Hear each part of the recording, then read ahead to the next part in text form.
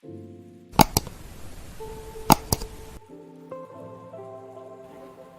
pertama, kitab Deuterokanonika memang merupakan satu kesatuan dengan kitab Perjanjian Lama. Ini ada beberapa item. Yang pertama adalah kitab Deuterokanonika memang merupakan satu kesatuan dengan kitab Perjanjian Lama. Kita bedah satu persatu. Kitab Deuterokanonika memang merupakan satu kesatuan dengan kitab Perjanjian Lama yang terdiri dari 46 kitab. Dalam edisi Vulgate atau kitab suci yang ditulis berdasarkan Septuagint, yaitu yang memuat kitab Perjanjian Lama yang diterjemahkan ke dalam bahasa Yunani pada tahun 250. Kitab Deuterokanonika termasuk di dalamnya. Inilah yang dipakai oleh Gereja Katolik sampai sekarang. Maka benar bahwa di dalam Alkitab Katolik versi bahasa Inggris, memang kitab Deuterokanonika disatukan di dalam Perjanjian Lama. Ibu bapak dan rekan-rekan, jika di versi bahasa Indonesia dipisahkan, saya rasa itu kemungkinan karena pertimbangan kemudahan percetakan dengan menggunakan dasar versi yang sudah ada dan diterima secara umum oleh semua umat Kristen di Indonesia. Oke Bu Bapak, kita lanjut di poin kedua. Deuterokanonika adalah istilah yang dipakai setelah abad 16. Ya. Deuterokanonika adalah istilah yang dipakai setelah abad ke-16, yang artinya adalah yang termasuk dalam kanon kedua. Istilah ini dipakai untuk membedakan dengan kitab-kitab Perjanjian Lama lainnya yang diterima oleh gereja Protestan, yang disebut sebagai proto-canon. Namun sebenarnya kitab Deuterokanonika ini telah termasuk dalam kanon Septuaginta, yaitu kitab suci yang dipergunakan oleh Yesus dan para rasul. Ibu bapak dan rekan-rekan, dengan berpegang pada tradisi para rasul, magisterium Gereja Katolik memasukkan kitab Deuterokanonika dalam kanon kitab suci, seperti yang telah ditetapkan oleh Paus Damasus pertama tahun 382 dan kemudian oleh Konsili Hippo 393 dan Konsili Carthage ya 397. Kita percaya mereka diinspirasikan oleh Roh Kudus untuk menentukan keotentikan kitab-kitab ini berdasarkan ajaran-ajaran yang terkandung di dalamnya.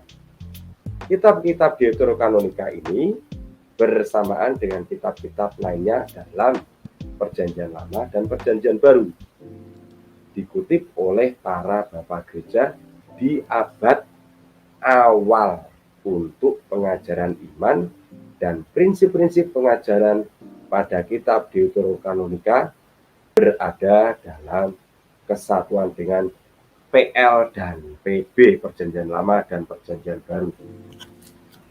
Oke Ibu Bapak dan rekan-rekan, sekarang kita masuk ketiga. Martin Luther tidak membuang kitab-kitab Deuterokanonika. Yang benar nih, kita buka ya. Oke. Sebenarnya Martin Luther tidak membuang kitab-kitab Deuterokanonika. Luther memasukkan kitab-kitab Deuterokanonika itu di dalam terjemahan kitab sucinya yang pertama dalam bahasa Jerman. Kitab Deuterokanonika juga terdapat di dalam edisi pertama dari King James versi 1611 dan cetakan kitab suci pertama yang disebut sebagai Gutenberg Bible yang dicetak 1 abad sebelum Konsili Trente 1546. Ibu Bapak dan rekan-rekan, kenyataannya kitab-kitab Deuterokanonika ini termasuk di dalam hampir semua kitab suci sampai Komite Edinburgh dari The Birch Forging Bible Society memotongnya pada tahun 1825. Sampai sebelum saat itu, setidaknya kitab Deuterokanonika masih termasuk dalam apendik dalam kitab Protestan. Maka secara historis dapat dibuktikan bahwa bukan gereja Katolik yang menambahkan kitab Deuterokanonika, Ibu Bapak, namun gereja Protestan yang membuangnya. Ini loh. Oke, satu balik dulu. Oke, nah ini. Oke ya, dari sini. Deuterokanonika ini termasuk di dalam hampir semua kitab suci sampai Komite Edinburgh dari the British Forging Bible Society memotongnya pada tahun 1825 sampai sebelum saat itu. Setidaknya kitab Deuterokanonika masih termasuk dalam apendik dalam kitab Protestan. Maka secara historis dapat dibuktikan bahwa bukan gereja Katolik yang menambahkan kitab Deuterokanonika, namun gereja Protestan yang membuangnya. Oke ya, simbol huruf miring. Namun demikian, memang diketahui bahwa Luther cenderung menilai kitab-kitab dalam kitab suci seturut dengan penilaiannya sendiri. Misalnya, ia melihat kitab Ibrani, Yakobus, Yudas, dan Wahyu sebagai kitab-kitab yang lebih rendah dibandingkan dengan kitab-kitab yang lain. Ibu Bapak dan rekan-rekan, demikian juga dalam debatnya dengan Johannes X pada tahun 1519 tentang api penyucian, maka ia merendahkan bukti yang diajukan oleh X, yaitu kitab 2 Makabe 12, dengan merendahkan kitab-kitab Deuterokanonika secara keseluruhan. Ibu Bapak dan rekan-rekan, ia juga mengatakan bahwa ketujuh kitab dalam Deuterokanonika tidak dikutip secara langsung di dalam Perjanjian Baru. Namun, jika ini acuannya, maka ada kitab-kitab yang lain dalam Perjanjian Lama yang juga tidak dikutip dalam Perjanjian Baru. Seperti contohnya kitab Esra, Nehemia, Ester, Pengkhotbah, dan Kidung Agung. Tetapi, apakah kita akan membuang semua kitab-kitab itu? Oh, tentu bukan. Lagi pula Ibu Bapak dan rekan-rekan, meskipun tidak ada kutipan langsung, namun ada banyak kutipan dalam Perjanjian Baru yang mengacu pada apa yang tertulis dalam kitab Deuterokanonika. Contohnya, Ibrani bab 11 ayat 35 tentang ibu-ibu yang menerima kembali orang-orangnya yang telah mati, sebab telah dibangkitkan. Beberapa disiksa dan tidak mau menerima pembebasan, supaya mereka beroleh kebangkitan yang lebih baik. Ini mengacu pada kisah seorang ibu yang menyerahkan ketujuh anak-anaknya dan akhirnya dirinya sendiri untuk disiksa demi mempertahankan ketaatan mereka kepada hukum Taurat, seperti dikisahkan dalam kitab 2 Makabe 7. Kisah ini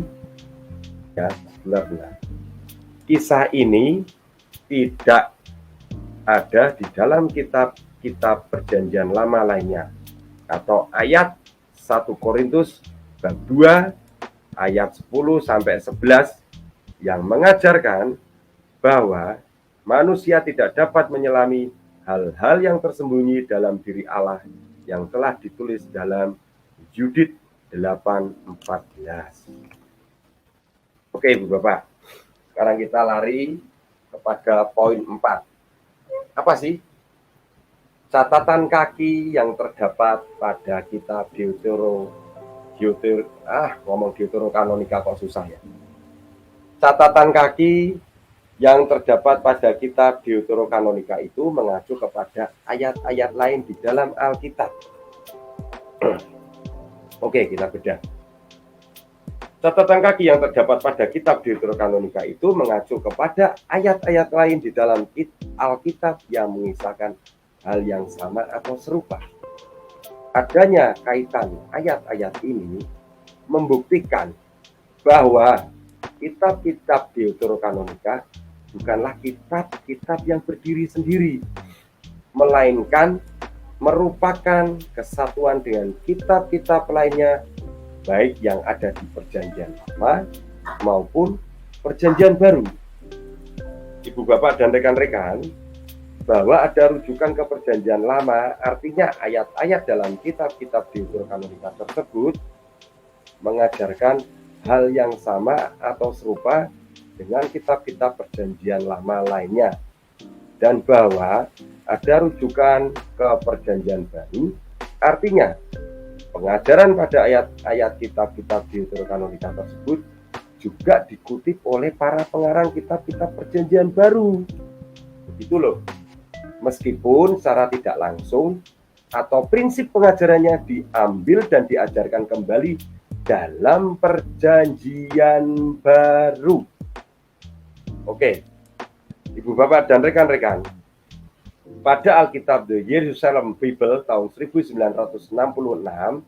terbitan Dayton, Longman and Todd Ltd and Double D, tercantum cukup banyak catatan ayat-ayat kitab Deuterokanonika yang mengacu kepada ayat-ayat kitab-kitab lainnya di Perjanjian Lama dan Perjanjian Baru. Semua ini sungguh menjadi bukti yang kuat bahwa kitab-kitab Deuterokanonika ini sama-sama diinspirasikan oleh Roh Kudus, sama seperti kitab-kitab lainnya dalam Perjanjian Lama dan Perjanjian Baru. Oke, Ibu Bapak, kita masuk pada poin kelima. Ini mesra, ini masih plus soalnya. Perjanjian Baru memang mengambil banyak referensi kepada pengajaran di Perjanjian Lama, termasuk kitab Deuterokanonika.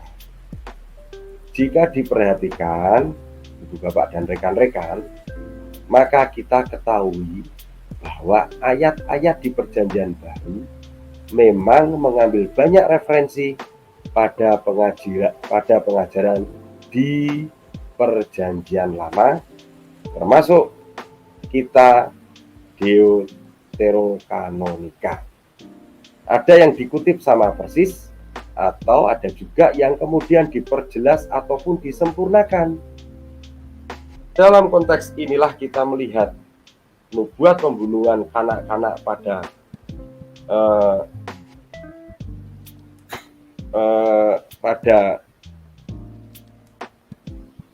apa ini ya? Bentar. Ini agak keliru. Diperjelas dalam sebentar ya. Dalam konteks inilah kita melihat nubuat pembunuhan kanak-kanakan yang kemudian diperjelas dalam Matius bab 2 ayat 16 tentang pembunuhan bayi-bayi dan kanak-kanak di bawah umur 2 tahun pada zaman Kaisar. Sedangkan Kaisar Herodes maksudnya ya. Sedangkan contoh yang lain pada Matius bab 6 ayat 19 sampai 20 yang mengajarkan agar kita tidak menaruh perhatian kepada mengumpulkan harta dunia yang bermakna kosong, melainkan kepada harta surgawi. Itu secara prinsip telah diajarkan dalam Perjanjian Lama. Di Itu bisa dibaca di sini satu kali ini. Oke. Nah, bentar Bapak, ini mouse-nya agak susah. Ya, Bapak ya. Bisa dikutip ya. Contoh-contoh semacam ini banyak sekali. Maka, jika Anda tertarik mempelajarinya, saya menganjurkan Anda membeli buku The Jerusalem Bible dan Anda dapat melihatnya dengan lebih detail. Sekarang masuk pada poin 16. Poin 6 kok 16. Sorry. Lantur. Alasan tidak menerima kitab-kitab Deuterokanonika karena orang-orang Yahudi sendiri menolak kitab-kitab tersebut adalah alasan yang sangat absurd atau tidak masuk akal. Aneh. Sebenarnya alasan tidak menerima kitab-kitab Deuterokanonika karena orang-orang Yahudi sendiri menolak kitab-kitab tersebut adalah alasan yang sangat absurd atau tidak masuk akal. Yang dimaksud di sini mungkin adalah bahwa kanon Ibrani yang ditetapkan oleh para rabi Yahudi dalam konsili Jahne atau Jamnia sekitar tahun 100 hanya memuat 39 kitab Perjanjian Lama. Sedangkan Gereja Katolik berpegang pada Septuagint yang memuat 46 kitab, termasuk Deuterokanonika. Para rabi itu adalah orang-orang yang menolak Kristus. Mereka tidak percaya kepada Kristus bahkan sampai saat ini. Bagaimanakah mereka dapat menentukan bagi gereja mana kitab yang diinspirasikan oleh Roh Kudus dan mana yang tidak? Mereka adalah para rabi itu menolak Kristus. Kalau tidak menolak, mereka sudah jadi umat Kristiani. Lalu bagaimana sekarang kita dapat mengatakan bahwa rabi itu dipenuhi Roh Kudus untuk menentukan kanon kitab suci bagi gereja? Saya perjelas lagi ya. Ngeteh dulu. Sambil menunggu teman-teman yang lainnya datang ini. Ini asik nih. Poin ini saya terbalik dulu ya. Bagaimanakah mereka dapat menentukan bagi gereja mana kitab yang diinspirasikan oleh Roh Kudus dan mana yang tidak? Mereka adalah para rabi itu menolak Kristus. Kalau tidak menolak, mereka sudah jadi umat Kristiani. Lalu bagaimana sekarang kita dapat mengatakan bahwa rabi itu dipenuhi Roh Kudus untuk menentukan kanon kitab suci gereja? Ngikup. Nah, lagi pula kita tak mau secara objektif melihat. Selayaknya kita melihat pada penjelasan para pengarang Protestan yang bernama Glauson, Archer, dan Gizi Chiricigno. Bentar.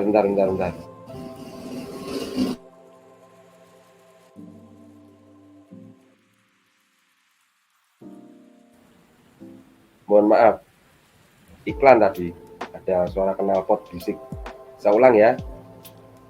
Lagi pula jika kita mau secara objektif melihat, selayaknya kita melihat pada penjelasan para pengarang Protestan yang bernama Glauson, Archer, dan Gizi Chiricigno membuat daftar yang menyatakan bahwa Perjanjian Baru mengutip Septuagint sebanyak 340 kali dan hanya mengutip kanon Ibrani sebanyak 33 kali. Dengan demikian, kita ketahui bahwa dalam Perjanjian Baru terjemahan Septuagint dikutip sebanyak lebih dari 90%. Jangan lupa, Ibu Bapak, seluruh kitab Perjanjian Baru ditulis dalam bahasa Yunani. Dan kitab-kitab yang tertulis dalam bahasa Yunani inilah yang ditolak oleh para rabi Yahudi. Tetapi apakah kitab-kitab perjanjian lama yang tertulis dalam bahasa Yunani ini berarti tidak diinspirasikan oleh Roh Kudus? Tentu tidak, bukan. Meskipun ditulis bukan dalam bahasa Ibrani, kitab-kitab tersebut tetap original dan asli. Sebab memang pada saat itu bahasa yang umum digunakan bahasa Yunani. Ibu, bapak, dan rekan-rekan yang saya cintai, yang saya kasihi, kalau ada yang menuduh gereja Katolik itu sesat, jangan sampai membuat kita marah atau membalas, biarin. Jangan kita menghakimi mereka, tapi kita jelaskan. Ataupun mengatakan hal yang negatif tentang mereka. Sebab bisa jadi memang mereka mengatakan demikian karena diajarkan oleh para pengajar mereka atau para pendetanya. Mereka tak tahu. Maka yang penting itu menurut kita, menurut saya pribadi, kita sebagai orang Katolik mempelajari iman kita agar kita dapat menemukan kebenaran. Kalau ada orang yang bertanya kepada kita bagaimana harus memberikan pertanggungjawaban iman kita. Biar bagaimanapun kebenaran itu akan kelihatan dengan sendirinya dan membuktikan gereja Katolik yang setia berpegang kepadanya tidak sesat seperti yang dituduhkan.